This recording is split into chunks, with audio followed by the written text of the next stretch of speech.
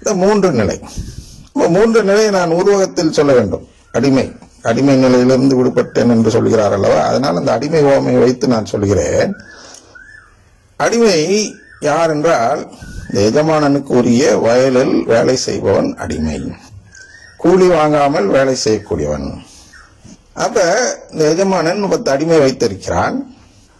அந்த 10 அடிமையிடம் என்ன செய்கிறான் என்றால், நீ போய் வயல்ல உழுதுட்டு வா, என்னுடைய வயல்ல நீ உழுதுட்டு வா என்று அனுப்புகிறான். அதுல என்ன செய்யறாங்கன்னா, பாதி பேர் போறான், பாதி பேர் போற மாதிரி காட்டிட்டு உட்காந்துக்கிறான் அப்படின்னு பாக்குறோம்.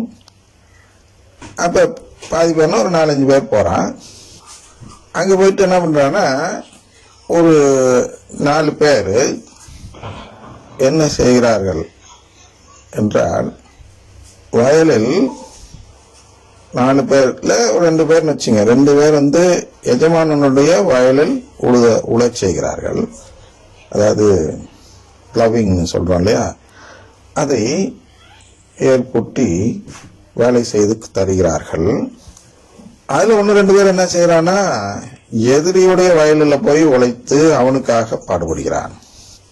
இதுல ஒரே ஒருத்தர் என்ன செய்யறான்னா, எதிரி தன்னுடைய எஜமானனுக்கு எதிரி என்று தெரிந்ததும் இவன் எஜமானனுடைய எதிரியாக இருக்கிறார் என்று சொல்லி அந்த எதிரியை சென்று அடித்து போட்டு விடுகிறான், கொலை கூட செய்கிறான் என்று வைத்துக் கொள்ளுங்கள். இப்ப இங்க எதிரி யாரு? சாத்தான். இந்த சாத்தானை கொலை செய்ய வேண்டும் ஒருவர். அவர் என்ன செய்கிறார் என்றால், அந்த சாத்தானை பகைத்துக் கொள்கிறார், எதிரியை பகைத்துக் கொள்கிறான் ஒருவன். இன்னொருத்தர் 2 பேர் என்ன செய்கிறார்கள் என்றால், இந்த வயலில் உழுவதில்லை. இந்த வயலில் உழுவாதவங்க எல்லாம் இந்த எதிரி எப்படி பார்ப்பான்? தன்னுடைய நண்பர்கள் என்று பார்ப்பான். ஏன்னா அந்த எதிரியுடைய நோக்கம் என்பது இந்த எஜமானன் உருப்படக்கூடாது, வீணாகிவிட வேண்டும். அப்ப இந்த எஜமானன் வீணாகிவிட வேண்டும் என்பதற்கு உதவி செய்வதுதான் அதில் போய் வேலை செய்யாமல் அவனுக்கு உதவியாக இருக்கும் நிலை.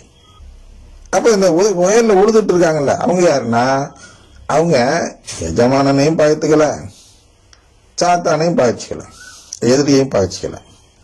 அப்ப இதுல யாரை அந்த எஜமானன் தன்னுடைய வாரிசாக ஏற்றுக்கொள்ள தகுதியுடையவர் என்று பார்ப்பார். இதைதான் நாம் அங்கே கவனிக்க வேண்டும். யாரை அழைத்து தன்னுடைய மேஜையில் தனக்கு நிகராக அமரச் செய்வார், தன்னுடைய பிள்ளை என்று யாரை தத்தெடுத்துக் கொள்வார். இந்த எஜமானனுக்காக எதிரிடம் சண்டை போட்டவனே தானே, அதை தான் நமக்கும் இங்கே வெறுப்பவர் என்று ஒரு வார்த்தை வருகிறல்லோ, அதுக்கு வருகிறேன். அடிமைத்தன வீடாகிய எகிப்து நாட்டிலிருந்து உன்னை புறப்படச் செய்தவர் நான். அப்ப இந்த அடிமை நிலையிலிருந்து, அதாவது வயலில் உழுபவர் என்ற நிலையிலிருந்து ஒரு நிலைக்கு உயர்த்துகிறார். என்ன நிலை? அதிலிருந்து விடுபட்டு விடுதலை கொடுத்து, வா என்னுடைய பிள்ளையாக மாறிவிடு என்று சொல்லும் நிலை. அதுக்கு உருவகமாக தான் இந்த வாசனம் சொல்லப்படுகிறது. என்னென்றால், அடிமைத்தன வீடாகிய எகிப்து உருவகப்படுத்தி அடிமைத்தன வீடுங்கிறாரு. அந்த அடிமைத்தன வீட்டுக்கு தான் விளக்கம் தருகிறார் லூக்கா 17வது அதிகாரத்தில். அதிலிருந்து விடுபட்டு புறப்பட செய்தவர் அப்படின்னா, அதுல இருந்து வெளியே வர செய்தவர் யார் என்றால் இந்த கடவுள். அப்ப வெளியே வர்றது என்ன? அவருடைய பிள்ளையாக மாறுதல். அடிமைத்தனத்திலிருந்து வெளியே உரிமை குடிமகன் என்ற அந்த நிலை, முதலாளியின் மைந்தன் என்ற நிலை, எஜமானனின் வாரிசு என்ற நிலை, இதெல்லாம் கொடுக்கிறவர் தான் கடவுள். அதனால என்ன சொல்றார்? என்னை தவிர வேறு கடவுள் உனக்கு இருத்தல் ஆகாது.